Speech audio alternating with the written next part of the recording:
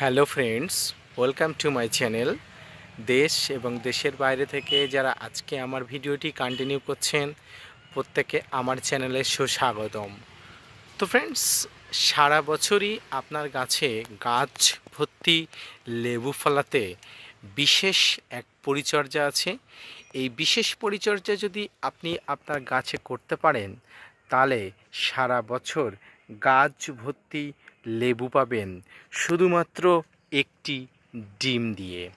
হ্যাঁ ফ্রেন্ডস, একদম ঠিক শুনেছেন, একটি মাত্র ডিম দিয়ে আপনার শখের লেবু গাছে সারা বছর গাছ ভর্তি লেবু পেতে পারেন। তো আসুন, আমি আজকে আলোচনা করব একটিমাত্র ডিম দিয়ে কি পদ্ধতিতে সারা বছর গাছ ভর্তি লেবু পেতে পারেন। আপনার কাছে যে প্রকার লেবু গাছ থাকুক না কেন, প্রত্যেক প্রকার লেবু গাছে একই ধরনের পরিচর্যা।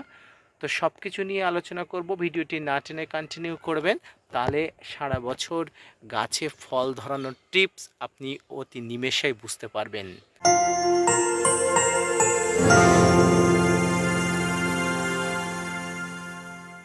ফ্রেন্ডস, ছাদ বাগানের জনপ্রিয় একটি ফলের মধ্যে লেবু সবার প্রথমে। আমাদের ছাদ বাগানে সাইট্রাস জাতির সমস্ত প্রজাতি আমরা রেখে থাকি, সে বিভিন্ন জাতের হতে পারে। আমরা লেবু গাছ থেকে আশা করি প্রচুর পরিমাণ ফলন পাব। এই ফলন পেতে আমরা আশায় বুক বাঁধি, সেই জন্য সাইট্রাসের বিভিন্ন প্রজাতি আমরা রাখি। কিন্তু সমস্যা হচ্ছে, লেবু গাছের যে ফুল ফোটে অধিকাংশই পুরুষ ফুল আসে, সেই জন্য আমরা সেইভাবে ফুল থেকে ফল পাই না এবং হতাশ হয়ে থাকি। কিন্তু ফ্রেন্ডস, একটিমাত্র ডিমের দিয়ে আপনার লেবু গাছের প্রচুর পরিমাণ ফুল এবং ফল আনানো সম্ভব।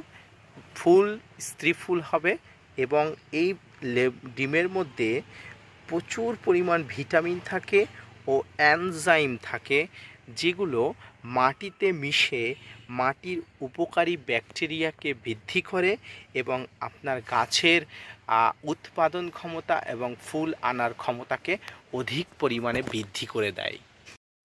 ফ্রেন্ডস, সর্বপ্রথম একটি পাত্রে ডিমটা ভেঙে নিতে হবে এবং এই ডিমটা খুব সাবধানবশত ভাঙবেন, যাতে ডিমের কুসুমটা কোনো রকমে ডিমের সঙ্গে ঘেঁটে না যায়।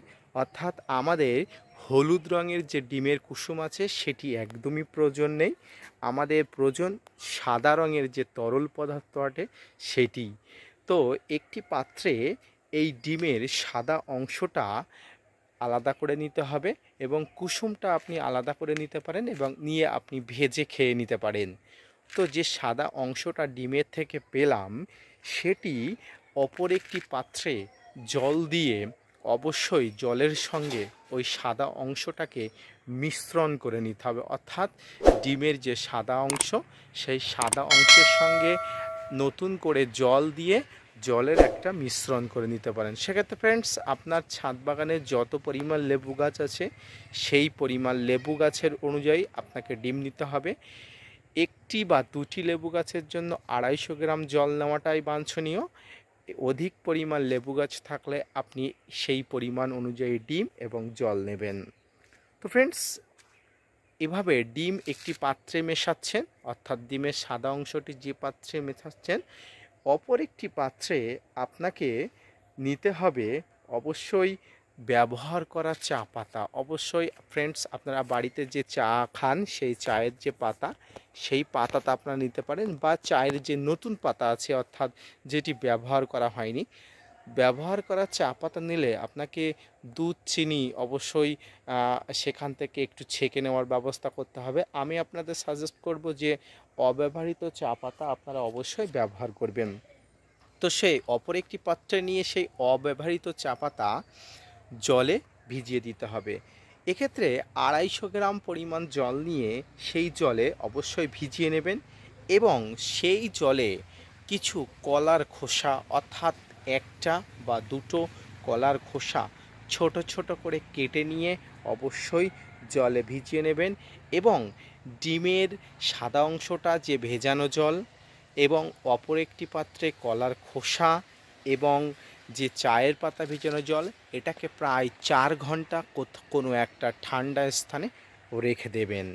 ফ্রেন্ডস, 4 ঘন্টা পরে চা পাতা ও কলার খোসা দ্রবণের মধ্যে অবশ্যই একটা বিক্রিয়া ঘটবে। এক্ষেত্রে চায়ের পাতা এবং কলার খোসা দ্রবণের মধ্যে পটাশিয়াম ও নাইট্রোজেন থাকে, তেমনি ডিমের মধ্যে ক্যালসিয়াম, ভিটামিন ও এনজাইম থাকে। এই সমস্ত দ্রবণটাকে একসঙ্গে ছেঁকে নিয়ে দ্রবীভূত করে নিতে হবে, অর্থাৎ আপনি যে ডিমের সাদা অংশটি জলে গুলেছিলেন এবং অপর একটি পাত্রে চায়ের পাতা এবং কলার খোসা জলে ভিজিয়ে রেখেছিলেন, সমস্ত দ্রবণকে এবার একটি পাত্রে করে নিতে হবে। সেক্ষেত্রে একটা বড় ছাঁকনি দিয়ে আপনার ওই দ্রবণগুলোকে ছেঁকে নিতে হবে। অবশ্যই এই যে দ্রবণ আপনারা তৈরি করলেন, এই দ্রবণের সঙ্গে অবশ্যই একটু হলুদ মিশিয়ে নিতে হবে, কারণ আপনারা জানেন যে এই হলুদ অ্যান্টি ফাঙ্গাসের কাজ করে। আপনারা যে দ্রবণটি তৈরি করলেন সেই দ্রবণটি যদি সরাসরি গাছে প্রয়োগ করেন তাহলে গাছে ফাঙ্গাসের আক্রমণ ঘটবে, বিভিন্ন ব্যাকটেরিয়ার আক্রমণ ঘটবে। সেই জন্য অ্যান্টি ফাঙ্গাস অর্থাৎ হলুদ অবশ্যই ব্যবহার করে নেবেন। এর সঙ্গে হলুদ গুঁড়ো অবশ্যই ভালো করে মিশিয়ে নেবেন। এরপরে টবের মাটিতে অবশ্যই খুব ভালো করে দেবেন এবং আপনার গাছের পরিমাণ অনুযায়ী আপনি দেবেন। যত অল্প পরিমাণে দেওয়া যায় চেষ্টা করবেন এবং আপনি যত পরিমাণ তৈরি করবেন আপনার প্রত্যেকটি গাছে সম পরিমাণ অনুযায়ী অবশ্যই দেবেন।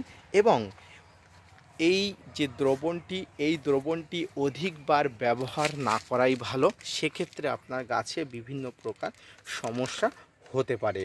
ফ্রেন্ডস, এই দ্রবণটা নভেম্বর মাসে অবশ্যই একবার ব্যবহার করা হতে পারে। অবশ্যই ফ্রেন্ডস, নভেম্বর মাসে একবার এই দ্রবণটা ব্যবহার করতে পারেন। তো ফ্রেন্ডস, আজকে এই যে একটিমাত্র ডিম দিয়ে, অর্থাৎ একটিমাত্র ডিম দিয়ে আপনার গাছে প্রচুর পরিমাণ ফুল এবং ফল আনার যে টিপস আমি বলে দিলাম, এটি অবশ্যই ফলো করুন। দেখবেন আপনি খুব সফল হয়েছেন এবং আপনার যে শখের গাছ সেই শখের গাছে প্রচুর ফুল এবং ফল আনতে সক্ষম হয়েছেন। তো ফ্রেন্ডস, আজকে এই গাছের নতুন টিপস, এর ফুল এবং ফল আনার নতুন টিপসের ভিডিওটি যদি ভালো লেগে থাকে অবশ্যই একটা লাইক করবেন, শেয়ার করবেন এবং সাবস্ক্রাইব করে চ্যানেলের পাশে থাকবেন।